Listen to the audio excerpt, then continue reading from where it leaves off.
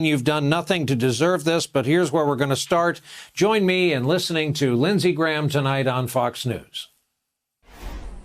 He will position himself as the alternative to Joe Biden.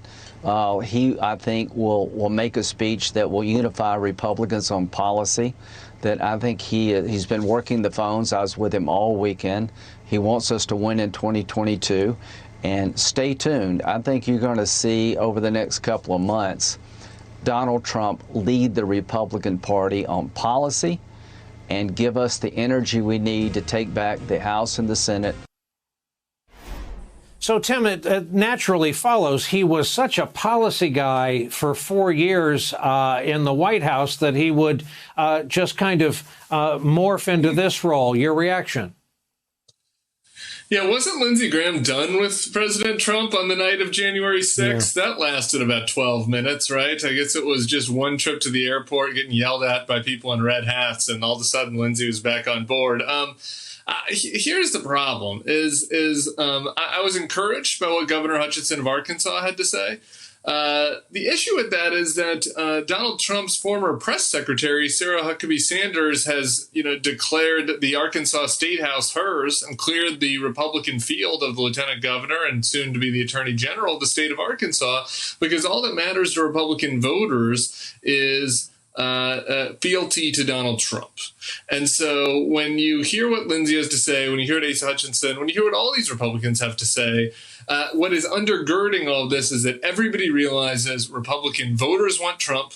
And that's why in open races over the next 2 years all across the country, you're not going to be hearing any Republican voters Republican politicians that sound like me. You're not going to be hearing any that sound like how Mitch McConnell sounded the day after the impeachment with his finger-wagging speech. They're not going to sound like Mitt Romney. They're all going to sound like some version of Sarah Huckabee Sanders, like some version of Lindsey Graham tonight over on Hannity, because that's what their voters want. And they're stuck and they're scared and they miss their opportunity to get rid of him.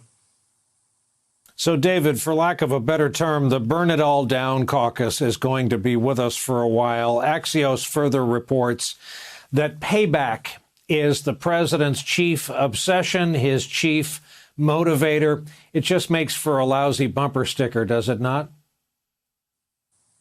Well, this is the problem, I think, for the Republican Party, Brian, is if you look historically in national elections, presidential elections, in core battleground states, whether they be Senate or governor, generally, the party that wins those races is the party whose base is more closely connected to the middle of the electorate.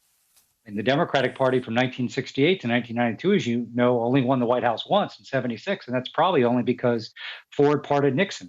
So the Republican Party right now, and by the way, they're putting all their chips on Donald Trump, who failed to get over 47% of the vote twice. But Tim is exactly right.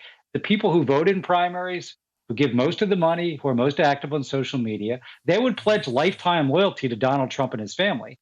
And so if you look at the 22 Senate map, you've got key Senate races in Wisconsin, Arizona, North Carolina, Pennsylvania. These are places where I think Trump continuing to be the face of the Republican Party will hurt his party in those competitive Senate races, much less looking down the road to 24.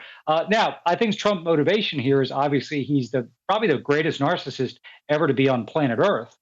But, I'm sure he thinks to the extent he looks like he could run for office and be the nominee, that may help him in his legal issues. I doubt that's the case. And that's the one thing. Is Donald Trump going to look as attractive to Republican primary voters 2 years from now, 3 years from now than he does now? Maybe he will, but I would definitely take the short on that.